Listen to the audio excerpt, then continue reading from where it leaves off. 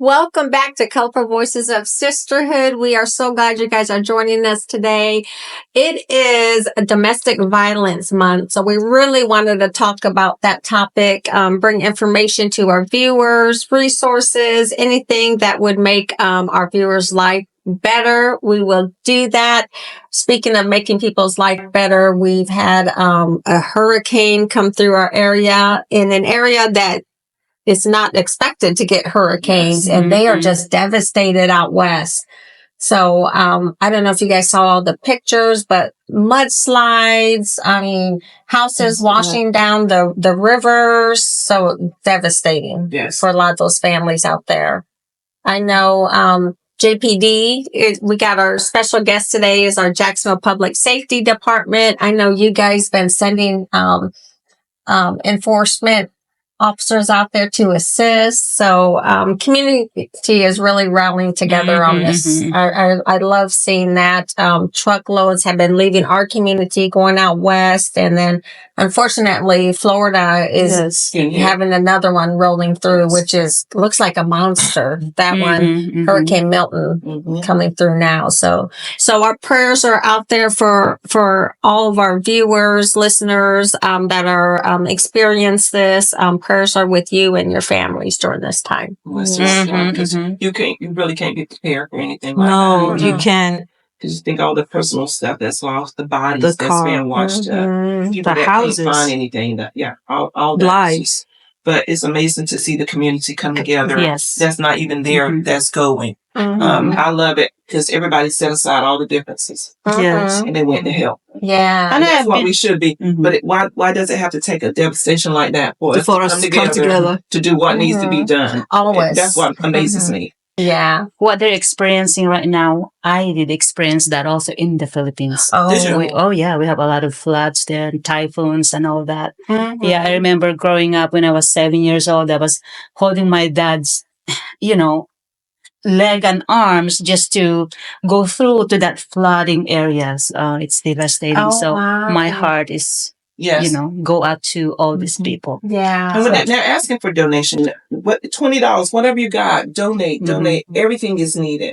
From trash bags to water to food. I like to see that Mount Carmel helped when they took the showers. Oh, I love that. That was amazing to me, and it was totally different that they took so the workers could take the shower. Yeah.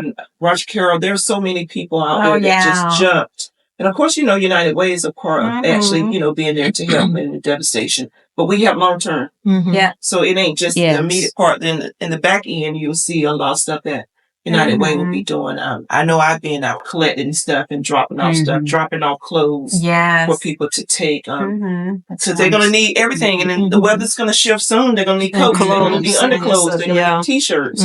So all that stuff is needed. Please help Do when you you guys can. take into South Carolina? United Way? They got United Way down there that works. Oh, okay. So each area has their United Ways that do what they do. We actually have a young lady whose mother is stuck up in the mountains of Boone. And she has been making contact with her. And there's a certain list of things that they actually do need that she sent me. I do have it at work. I don't know we're going to touch on this topic. Oh, yeah. But they're asking for hats and gloves and boots and children's teddy bears that they don't have their stuff. Blankets, and cooking stuff. And if you send canned goods, please send can openers. They cannot open it because and actually she told me that behind her mother's home was a 90-year-old man, and he had his last protein bar, and he had no more food. So the mother was taking care of him, but mother was running a nonprofit over there for children. So they got down to the nonprofit, and they opened up the doors, and they're trying to help everybody. But we need to help replenish everything and give them the help they need, because they haven't been helped up there in that area. No one can get up there to them. That's right. And then I know me and Diana talked about this because obviously we're both with United Way, and people are like, well, what's United Way doing? Well, right now we got so many people in the community doing it. We're going to wait till it dies down, then we'll take it over, because this is going to be It's an ongoing mission. This isn't just a 3-week thing. We're gonna be doing this over a long term. I know, even when Hurricane Florence hit us, we still got 186 houses going through NC rebuild, and there's about 40 of them that's going through warm NC. So we still got people from Hurricane Florence that are trying to get their houses done here. It's going to be a long recovery for them out that way. Filipino Chamber of Commerce is also doing something. So yeah, please help when you can. I think there needs to be I don't know whether there is a disaster plan put in place, like in every area, so you can actually know who's to contact when something happens. Yeah. Because a lot of times people did jump the gun, and some couldn't got even there to deliver the stuff, but they don't know that they can call a certain number to say, okay, what's the procedures or stuff. What can we do? But if you're not, I can give you this information that this young lady sent me. It's stuff to be sent into this one particular place, and they will disperse it. Okay. So I can share that information. Oh yeah, most definitely. Yeah, we'll push it out to our listeners, and a lot of them are doing like Amazon, ordering on Amazon. So if you're listening in California, you could do an order on Amazon and get it shipped to those areas also. Obviously the greatest need is monetary. Just make sure you're contributing to a reputable nonprofit. You know, the Red Cross is on the ground, Salvation Army is on the ground, United Way is on the ground, Samaritan's Purse is on the ground. So those are reputable organizations that definitely you could donate your money to. Yes. Money gets there the quickest because they could get what they need right there on the and spot. be attentive because there's a lot of scammers out there. A lot of scammers. Make sure it's a reputable nonprofit that you're donating to. I saw one that was giving their Venmo. No, I was like, who? Don't do that. Go to a reputable nonprofit. And saying that, Raquel, you can also explain that's why United Way get involved. We get to be able to vet those nonprofits. So when we go out, we know that those nonprofits are reputable. Yes. There's not no flyby, and they're just not taking the money for personal gain. Right. A lot of people don't see, and there is a lot of nonprofits out there. But I like that United Way we actually investigate the nonprofit. Yeah, do the background, check their finances, make sure everything's on the up and up. Yes. So Raquel be busy out doing a lot of that. So. Yeah, it's been a crazy in the office couple weeks. Just wait. We got to get out and try to find out what's going on. Yeah, we got to know what's going on, where the drop-off points are. Because like I said, once it happened, everybody set up their donations, which is good, getting their trucks out. We just got to make sure we know. We make sure they know who to contact, make sure their truck is able to get through. So, and I'd like to give a shout out to United Way. I mean, they're helping a lot in our community, not just here, but outside Jacksonville, North Carolina, outside. Yeah, thank you. Thank you. Appreciate it. But everybody's doing good. I mean, the community is really stepped up, and I'm glad because we got to see all the outpour coming in when we were affected. A lot of people from the western part of the state brought trucks in to help us. So definitely we are sending the love back to them. And even I was at Memorial Hospital, my daughter, she works there about. But they're sending nurses and doctors and stuff there. Yes. I was like, I didn't even realize that they came here when we had it. Yes. So that was amazing. How the curious. I can tell you a little bit about the viewpoint of rescue workers. When I was in New York, I was an officer in New York. And when 9/11 hit, rescue workers from all over the country came down, and it was the best feeling that you would ever have. I mean, we worked our tails off over there trying to uncover and dig and everything. But that's only from my point of view from a rescue worker. I don't know what it is to be an actual victim. And it has to be horrible. Yeah. So I appreciate all the work that's going through and getting to the people, but we need to do a little bit better. That's right. A little more. Yeah. Because these are our people. I agree. Love that. So on that note, we'll shift over to our topic for today. Our topic for today is domestic violence, like I mentioned earlier. Purple is the color for domestic violence, so we make sure we're all good on purple. I can't find my purple today. She couldn't find her purple dress. It's close to purple. Shaded purple, yes. All shades of purple. Shades of purple. Maybe Lamar could work his magic and make your dress look purple. No, but really on the seriousness of domestic violence, I was looking at the statistics. Wow. Yes. Wow. It's this here one. This came from Break the Cycle. Mhm. So it was last updated September 27th, 2024, and it was fact checked. But it's really saying that 1 in 2 women and more than 2 in 5 men reported experience intimate partner violence at some point in their lifetime. That's a lot of That's a people. lot. That's a lot. It's a lot. You know, And it's a pattern. It's a behavior pattern, right? Also, there are more that they don't report. Oh, For many the- more. You know, for fear, one, Mhm. for so many reasons, you know, is people stay silent, you know, and this is the one you have is what is being reported. Yeah, it's just being reported. And then there's also a statistic that says sometimes it takes a victim 7 times. 7 times Cycle. before they decide to leave that relationship. And I just can't imagine. Well, they have a lot to think about. Yeah. Especially if they have children. Yes. A roof over their head. How do you feed your children? Exactly. They're going to be missing their dad or their wife, whichever the case is. I mean, there's a lot to consider.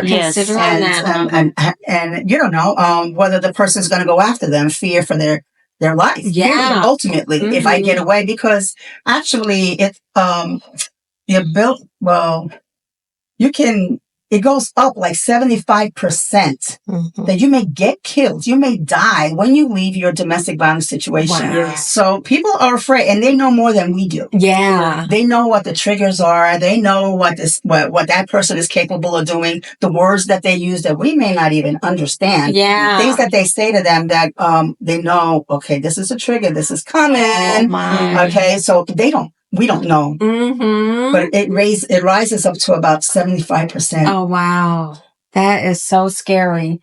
But you bring up a good point on that. I mean, really, when you think about if they're to up and leave, where do they go? Yes. You know, where's the money coming from? Who's going to pay the bills? You know, are the children, they still going to go to the same school? There's their friends. There's so much to take into consideration. In really, really bad positions, I mean, they have the confidentiality program where they can change their socials and they can change their names and all of that. But not everybody has that opportunity to do it. Wow. Okay. See, I didn't even know they could do that. They can, but it all depends on the severity of the case. Yeah. And some of them are high profile.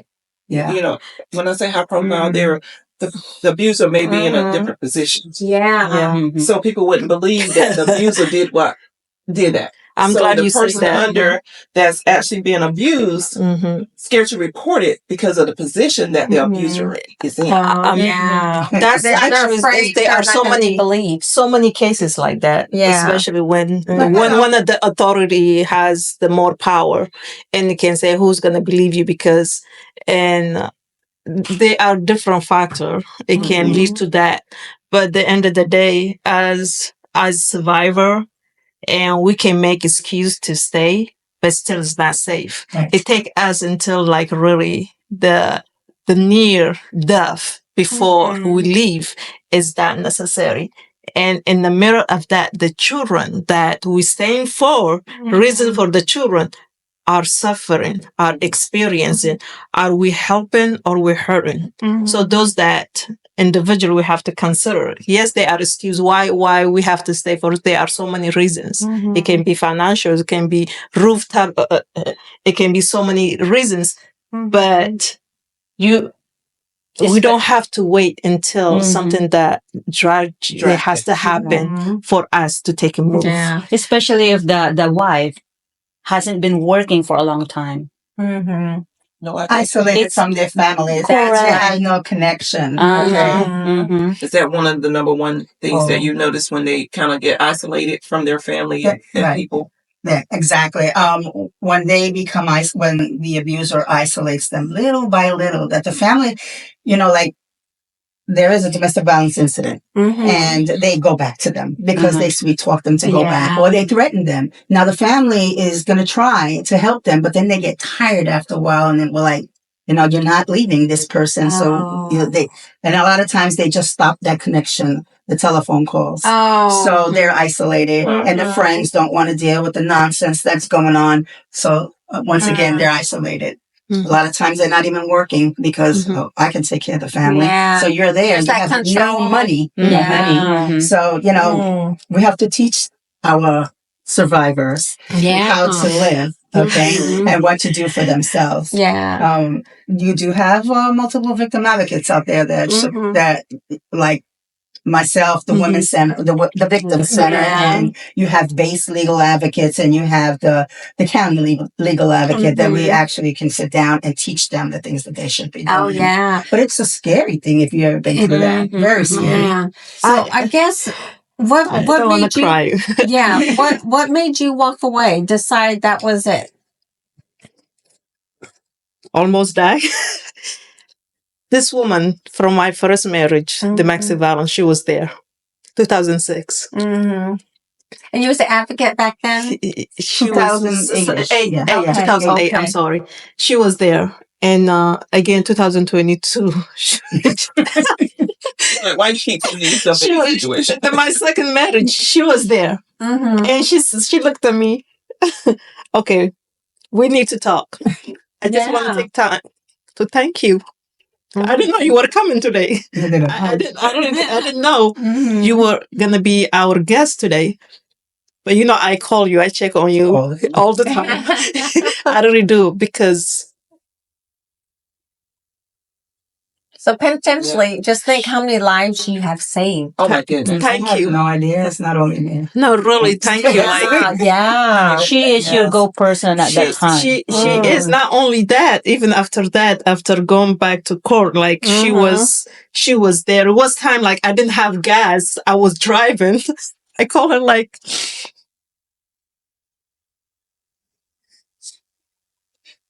she said, "Where are you at? Come on." She gave me gas card. Not only that, she did more, but Cindy, that was wonderful. Yes. She is.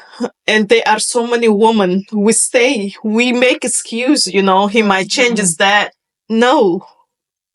Love does not have to kill you. Just know that's right. Love is the foundation of all, but we need house that keep everything together. We need air. We need safety. We need environment. It's more. So, you don't have to stay for shelter. You don't have to stay for food. God, he brought you so far, he can take you so far.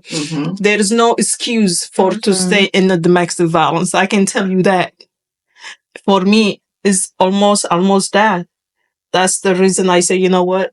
It's something's wrong with me. I'm just being honest. Why I have to accept those patterns. This is not my first time. Why I have to make it normal. I have to take a look myself to say something must wrong with me to accept being thrown from stairs, being pushing around, dragged on the ground from of my children, And it was time, really, he dragged me. He threw me outside. I had the little baby. He was playing. My oldest son, he was eating. And I told him to not touch him. He grabbed my hand. He dragged me. He threw me outside. He closed the door. My oldest son, he was watching me. And I said, open the door for me. He opened. My son, he was crying because he doesn't know what to do. He was only 16. That's what I did. Because how I was so numb to the situation, that the abuse. I went straight to the kitchen. I washed my hand. I grabbed food from the refrigerator and preparing to cook for him. The man just did that to me. My son, he came to me and said, no, you're not cooking for this man. Just did this to you. And that's got to be hard for the children. It's conditioning. What happens is that you stay there in a situation like that. Unfortunately, sometimes we think we need to stay there. The kids look at it as being normal. The boys learn how to hit and the girls learn how to be hit. So if you're in a situation like that and you have children, think about it. What are you What are you allowing your children to see? And what are they being conditioned to do? Exactly. And that's why you think it's normal. No, that's why it becomes generational. Yes. And again, excuse for me was that was my second marriage. And I had my oldest son, I had him when I was young. So now I'm judging myself. That's the fact. I was judging myself. And so it must be something's wrong with me. I have to make it work, this marriage. So now I brought another child to this world. I have to give this child to have father and mother that my other two they didn't have. You see, so I was conditioning myself. I was putting myself like I'm not worth it enough to say no. I'm not accepting any kind of abuse, regardless what choices I made, how many children I brought to this world. So, and that is one of judgment. We judging ourselves like, and who's gonna want me if I have few children? And So those I wanted things that, to go ahead. No, go ahead. So I wanted to share this with you all. How many women being pushed or shoved? Okay, this is from domestic violence statistics from the CDC. Almost 40 million women reported being slapped, pushed, or shoved. Almost half of all women reported any psychological aggression by an intimate partner in their lifetime. And more than 16 million people in the U.S. suffer from intimate partner abuse per year. And it goes more than just physical abuse. It's mental. You deal with a lot of the mental, the psychological, Monetary. monetary is a big one. The finances, They can't go anywhere. Can't do anything. Even medical. Withholding medical. Oh. And it happens. Or withholding medication, not allowing you to go buy your medication. Oh my. And it, so a lot of it's all of the control. It's all about control. That's what domestic violence is about. Oh my gosh. It's about control. Oh. It hurts. I don't know why we like. Now I can speak of. I'm not saying only woman goes through that. The majority they are women. But now having daughter, I tell my daughter, you get anything you're supposed to get, educational wise, everything. So there is no control over your head. What necessary, why as woman we cannot have that, why men is not accepting woman, she can be independent and she can also be loved and equally and bring something together without no physical, emotional and control abusing one another. I don't understand that. It's something, it must be psychological things, I believe. That is what is going on in mental. Someone has to have power to abuse this person. I don't. I guess how would you the power? Having the power, but sometimes I often wonder with people self-sabotaging themselves goes to other people as well, and the abuse keeps going, even if a person doesn't know that they're being like physically mental abuse. Because I often wonder, is it certain cultures or is it? There's no certain culture. There's no certain culture. It's no culture. It's across just the board. It's certain ages, or no certain ages. It happens more to younger people, like younger, very vulnerable. They're very I'm glad you said that. They know that too. But it happens to the elderly. It happens to it happens to persons like myself. Okay. But it's usually younger people. Wow. And those men, they sense too. Those women that are vulnerable or have a background of in trauma, and they sense that. I don't know why. Like we sense each other. It's true. I'm just speaking from like my own experience. We sense each other. Like we sense those men that attract the power. Yeah, I'm just being honest. It's like one of my friends. She have this awesome. That's what she told me. Awesome man. His like really good man, right? And she went through her own trauma and stuff. So she get used to men that yell at her and say things at her and stuff. So this one that she have, he's like, he walk away. So she get upset. I looked at her because he walk away from you get upset with him. You know why? Because as we get used to the chaos, we get used to men calling us names. We get used to that. So when we see, so I said something like, take a look. yourself, like what we have experienced.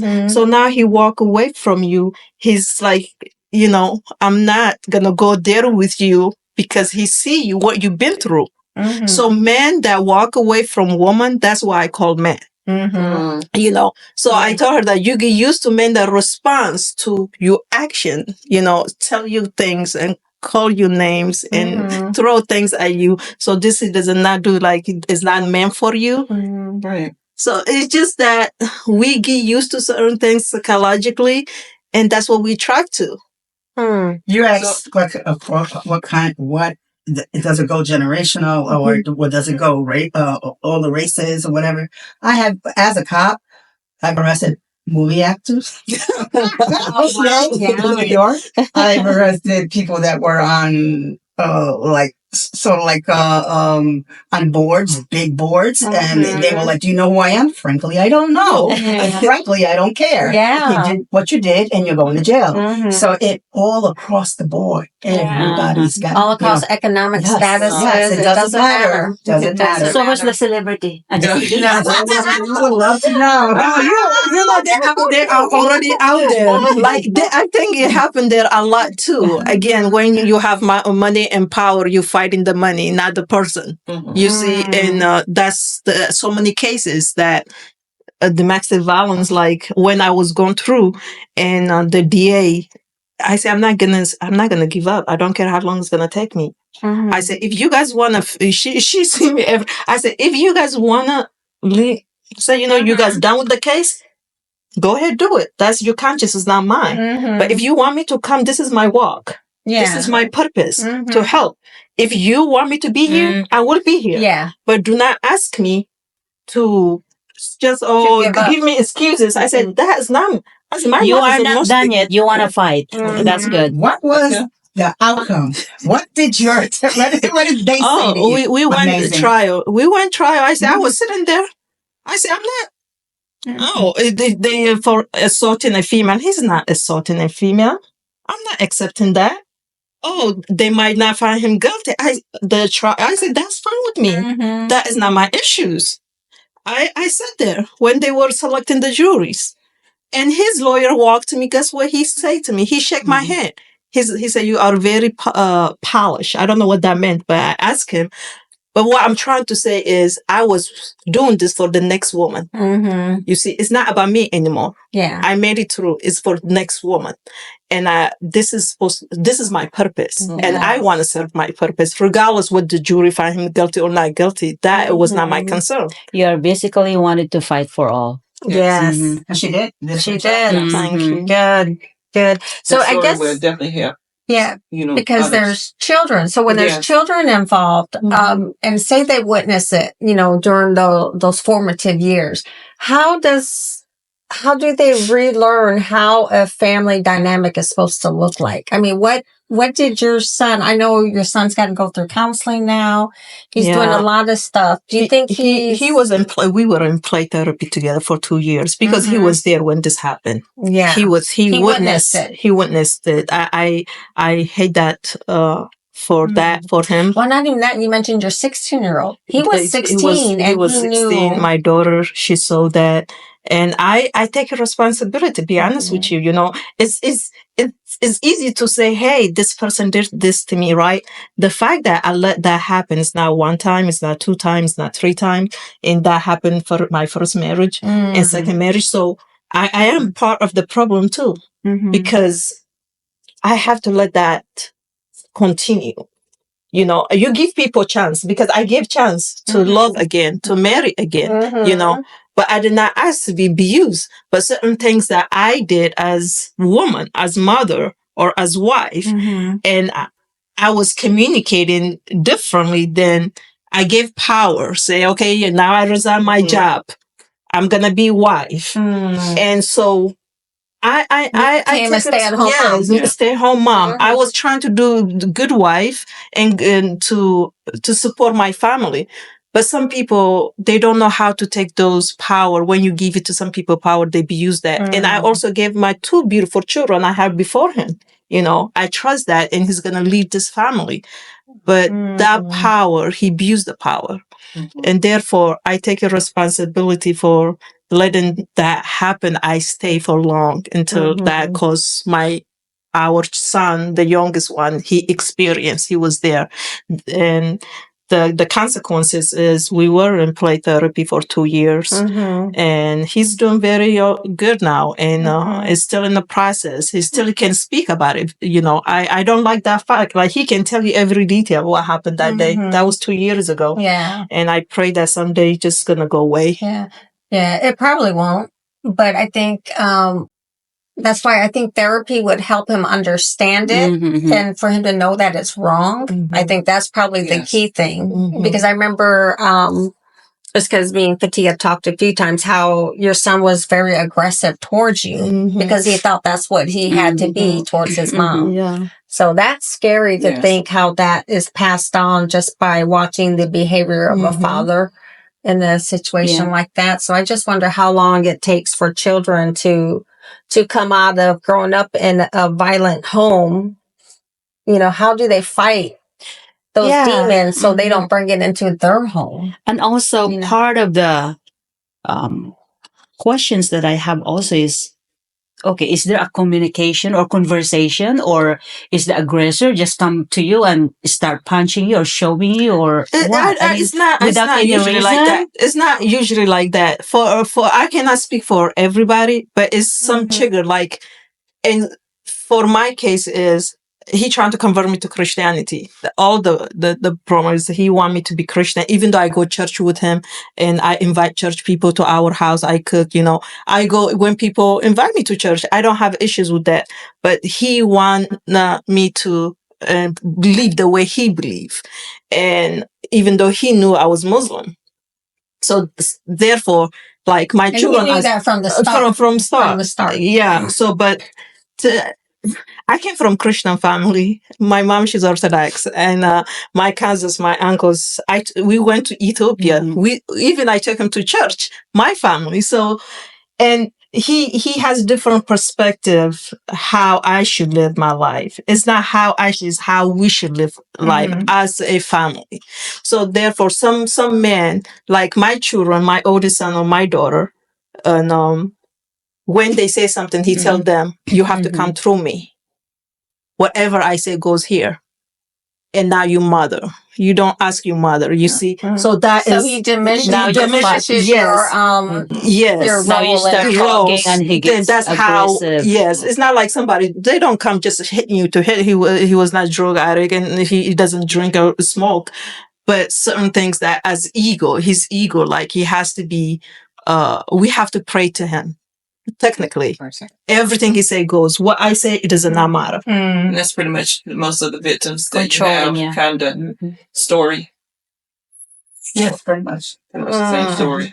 And you also have to consider, like, when you have bigger children too, like if it's anything,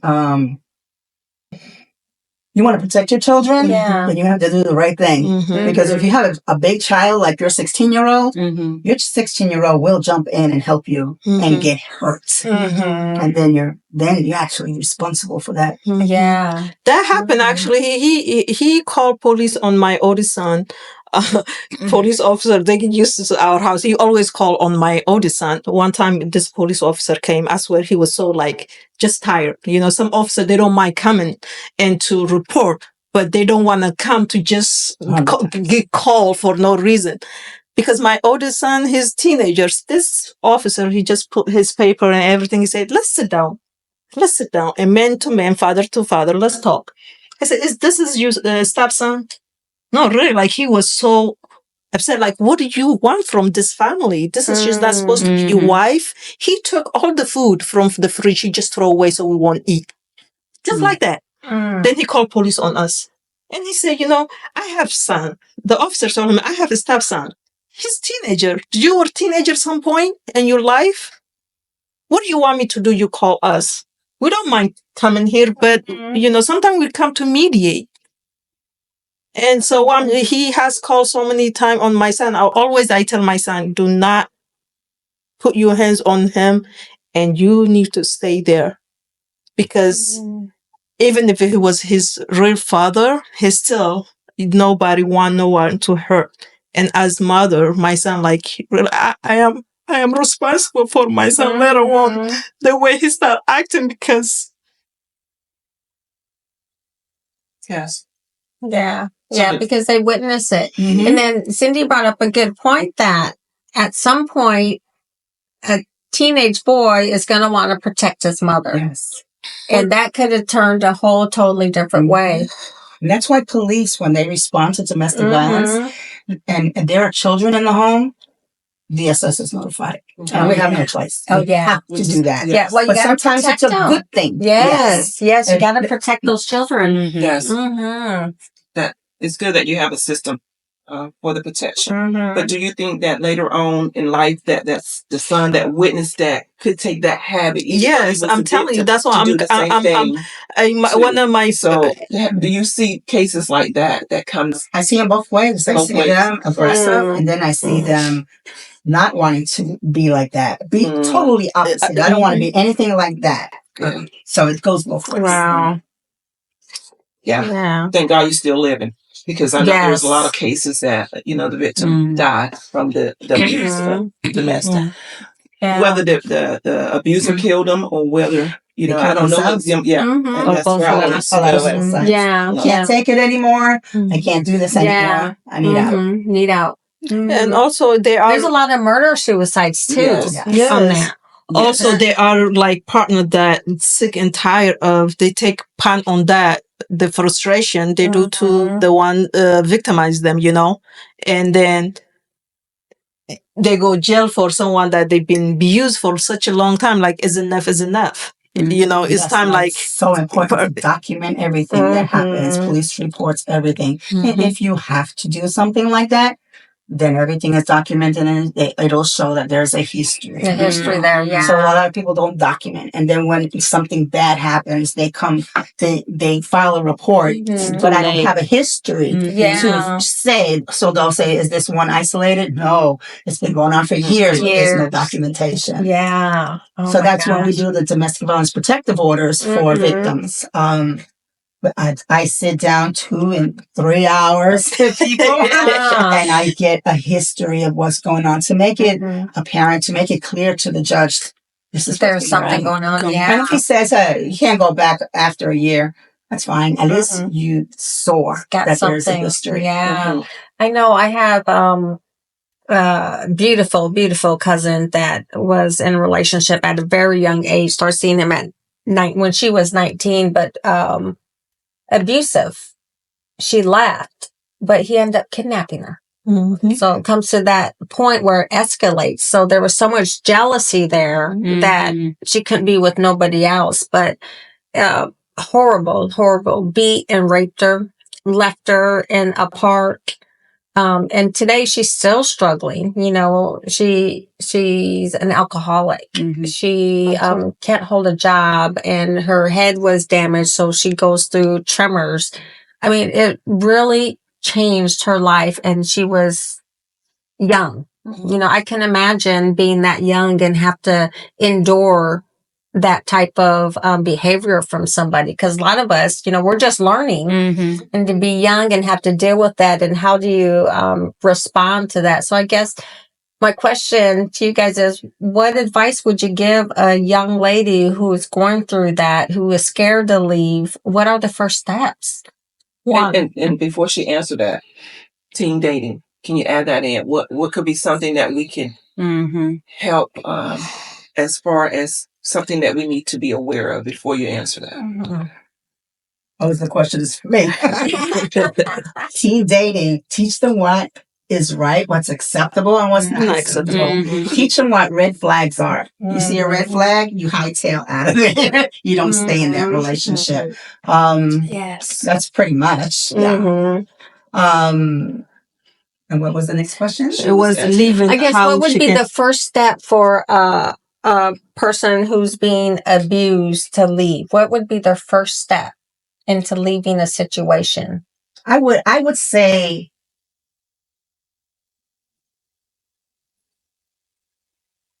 if you don't have a person like an advocate to go to or a police department to go to, Get yourself prepared. Have your personal papers, birth certificates, social security cards, everything that you need to put your children in school and yourself, or whatever you need. Your important paperwork. Have it put under a bed, in a place where he wouldn't look for it. Maybe a neighbor's house, a friend's house, something to that effect. Have some cash, a different bank account if possible, so that this way it's not a joint. You can pull your money out and leave you stranded with nothing. Okay. Let a person know what your safe word is. Okay. This is my code. If something is going on and you hear me call you, like, that's a good point there. Yep. Yes. Then you know something is going on. You can come and help me, or something to that effect, or I'm on my way. Okay. And you tell your children, okay, the safe words also. Yeah. There's a lot of things that you can possibly do to prepare yourself. And if you do leave a situation like that, don't put a forwarding address on anything. Maybe a post office box. Okay. And your mail will go to that post office box. Yes. So this way that person cannot track you. Telephone. I mean, if you can get a new cell phone. I know people stressed. Some money. So go to your victim service, your victim, like your women's center, your victim center. Get your advice from them. Go to your police department, speak to your advocate, and we'll lay everything out and we'll make a plan for you. But you're not alone. You're definitely not alone. We will go to court with you. We will sit with you. Oh my God. We will pull your tail if we have to. Yeah. I am not a very nice person sometimes because sometimes you need to hear the way it is. Yes, I'm not degrading you. Because this is your life. Yes, exactly. That's right. I would like to add to that. If you are in domestic violence, please don't stay. Don't wait until it gets worse. You don't want your partner to go jail. It is where we cannot take it to that level. If it's not working, I know my heart, it was not going to work. I'm just being, I knew. Did you know from the beginning? It's not the beginning, but when it's things start seeing, like when you say like, I'm nothing, like nothing, you cannot ask your mother and stuff. So I just knew that, okay, it's not supposed to be like that. So therefore, if you are in a domestic violence, is threatening, hitting and stuff, please make yourself a favor, leave. And peacefully as much you can, because we can prevent some things. Because we know our gut is telling us this is not going to work, but we do ignore for so many reasons. Those reasons is not going to give you life if your life is gone. Believe that. Therefore, you do not want to go back to foreign court. You do not want to drag each other back in. Just trying to make sure you walk peacefully. Pack say, it's time for us to divorce. And there's a lot of find place you can be safe for you and your children. And then, I swear, don't wait. Please do not wait. And I'm also going to put out a number. So there's a national resource hotline that is ran by United Way across the United States. It's 211. So you dial 211 and you can get the resources you need. So when Cindy was talking about reaching out to an advocate, so I know our Also Victim Center is one of them on there. Safe houses, human trafficking. You could get those resources from there. If you need help setting up deposits for rent, utilities, 211. Easy number to remember. It's like 911. Emergencies, call 911 too. And then once you're ready to leave and get on your feet, 211 will have a lot of resources available to you that's in your community that you could use. And I echoed that, Raquel. There's a lot of programs out there that you can go to. And I'm glad you mentioned about Victim Center. They have a wonderful program raising money October 26th for the Dancing Stars. Please come and support. And Agnes is a dancing star this year. You've been there too. I've been there on that stage, yes. But definitely it's a good cause. A lot of people rally together to raise money. I mean, it just goes to show that you're not alone. There's people there that work hard to make sure there's resources available for you. Cindy, I want to ask this question. The abuser, can they change? Yes, they can.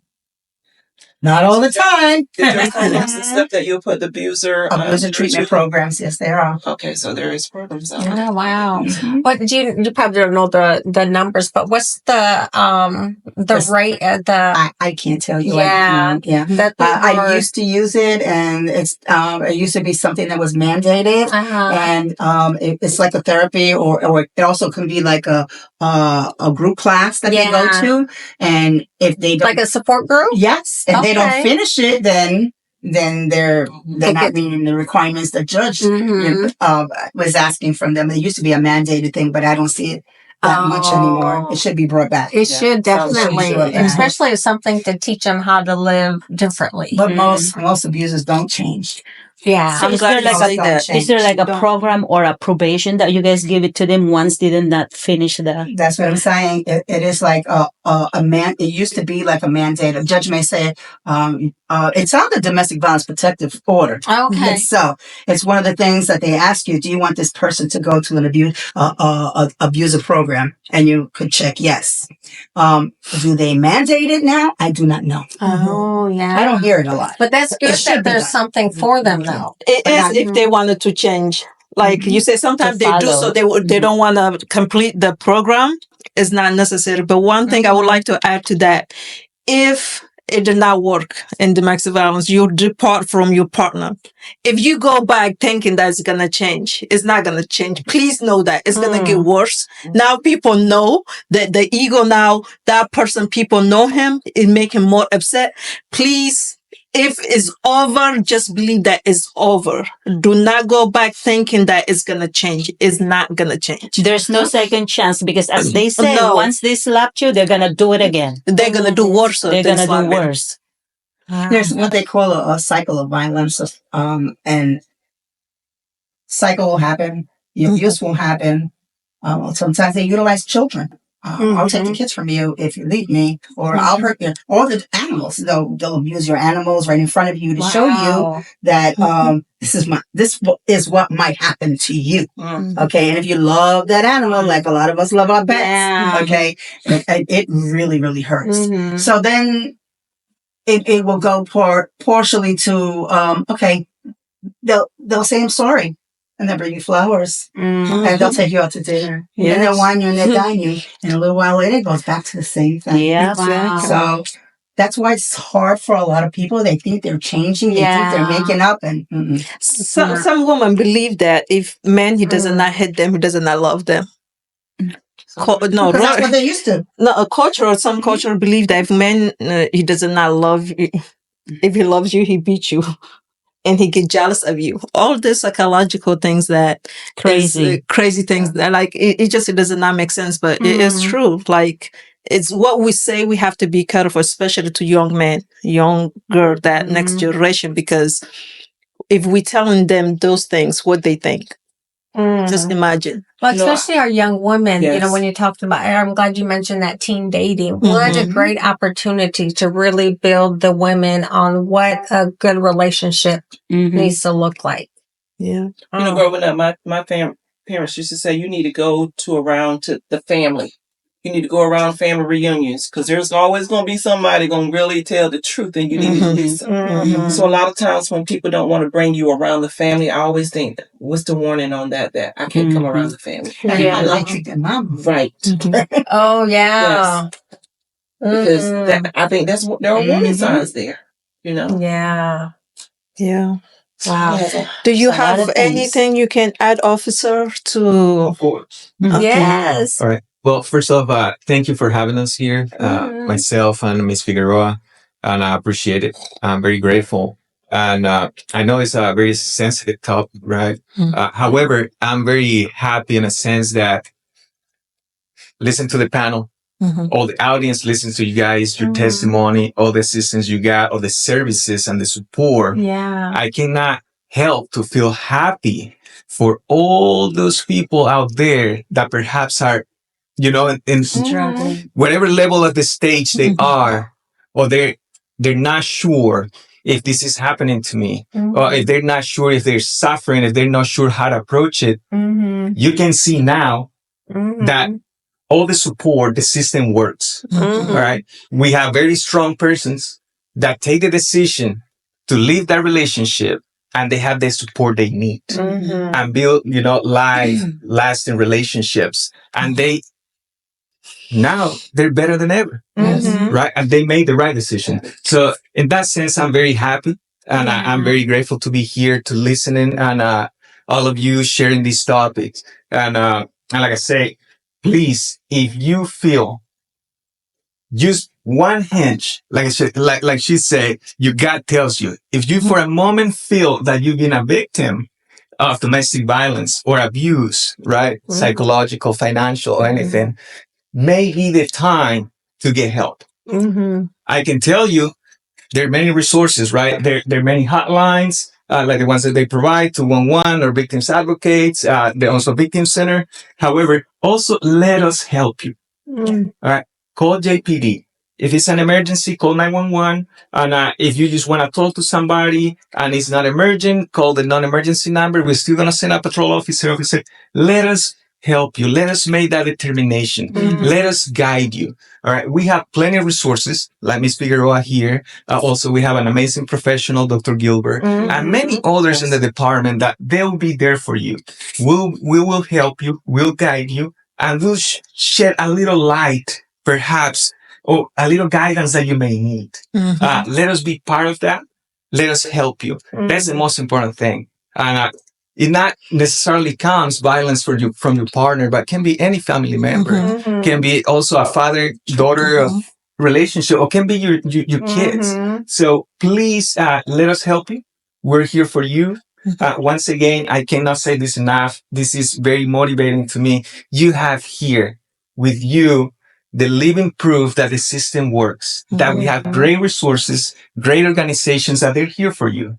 So let us all be part of your route to recovery, if we can put it like that, because these incidents tend to repeat themselves, tend to escalate, right? And it's about just breaking that cycle, right? Tensions built, the incident happened, reconciliation happens, and then what? Calm, right? Everything is calm, beautiful, and peaceful until that tension builds again and increases. And then it's too late in the sense that your significant other or the people you think you love actually can inflict several pain on you, can hurt you physically, your children, and everybody around you. So let's help us to break that cycle.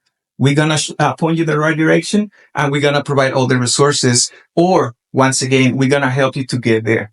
That's awesome. Thank you so much. That is awesome. Great topic. Great topic Just today. 1 call away. Yes, 1 call away. 1 call away. Yeah. 3 numbers, 911 or 211. All right. Well, we thank you all. Thank you, Cindy. Thank you, officer, for being here. And thank you for also representing Breast Cancer Month. Of course. Yes.